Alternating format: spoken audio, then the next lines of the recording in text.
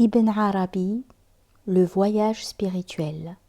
Traduction de l'arabe par Moreno Giannini. Avant-propos. Être adoré pour sa puissance intellectuelle ou méprisé en raison de son audace et de son obscurité, tels sont les extrêmes qui tiraillent la pensée d'Ibn Arabi.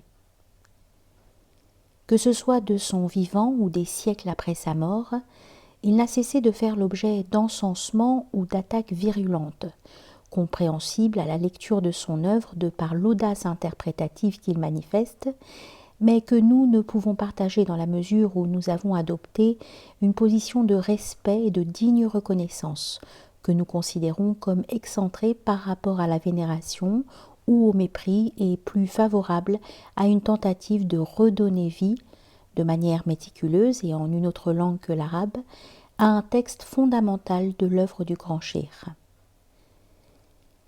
À l'écart de tout excès, nous avons donc tenté, dans la mesure du possible, de présenter une version française d'un texte où Ibn Arabi relate son expérience d'élévation mystique.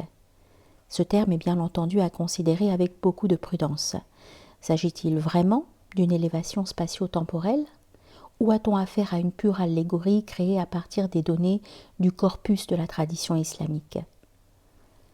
À la lecture de ce texte, tout un chacun peut être confronté à ce dilemme que seul est apte à estomper une saisie de l'intelligence d'Ibn Arabi comme dynamisme métaphorique capable de faire toucher au plus près la force sémantique du schème de l'élévation gouvernant le récit.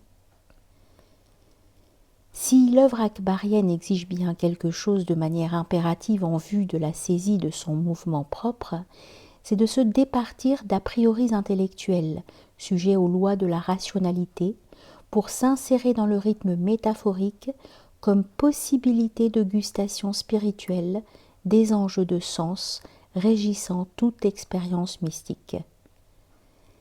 Cette difficulté a été la nôtre et nous sommes conscients des impasses interprétatives auxquelles elle nous a confrontés. Que la gustation spirituelle soit un impératif catégorique pour saisir les enjeux de l'élévation mystique ne fait pas de la rationalité une réalité dérisoire. Bien au contraire, le lecteur pourra s'en rendre compte. L'œuvre akbarienne est savamment construite et fait appel à une attention soutenue à ses moindres enchaînements logiques, mais aussi à ses références à la tradition musulmane, qui sont des balises pour conduire vers des dimensions d'universalité. À l'heure où l'islam voit sa perspective intellectuelle et spirituelle étouffée par toutes sortes d'idéologies, il est important d'avoir accès à des auteurs qui ont tenté de mettre en évidence l'ampleur de cette tradition et qui peuvent dès lors nous permettre de redonner de l'éclat à notre vision quelque peu affadie de la pensée arabo-musulmane. Notre dette est grande à l'égard de M. Jean R. Michaud, directeur du Centre de philosophie arabe de l'Université catholique de Louvain, et de Mlle Cécile Beaumariage, attachée au même centre. Ils ont lu, relu et corrigé de manière méticuleuse ce travail.